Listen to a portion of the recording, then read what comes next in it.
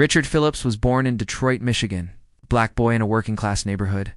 His mother worked 2 jobs. His father had left early. Young Richard loved baseball, drawing, and jazz records. He dreamed of becoming an artist or a mechanic. But even back then, being a black teenager in America came with warnings. Elder neighbor's voice. Keep your head down, Ricky. Don't talk back. You know how fast things turn. He had no police record, no violence, just a boy with a quiet smile. And yet the world was already watching him, like he was a threat. In 1971, a man named Gregory Harris was shot dead in a parking lot. It was a drug-related murder, according to police. Months later, Richard was arrested. Why? Because a man named Fred Mitchell, trying to reduce his own sentence, named Richard as an accomplice, even though they barely knew each other.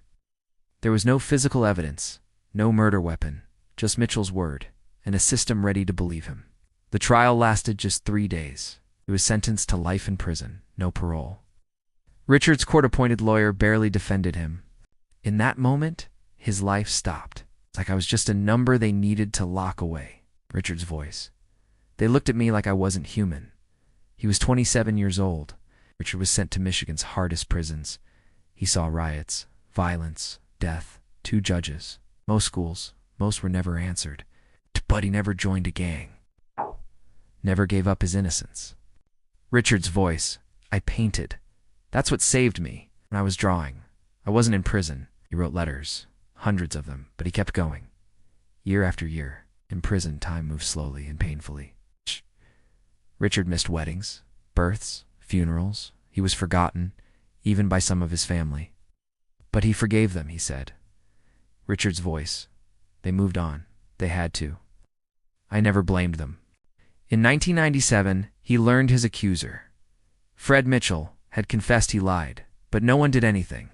Until 2014, a legal nonprofit, the Innocence Clinic at University of Michigan, received a letter from Richard.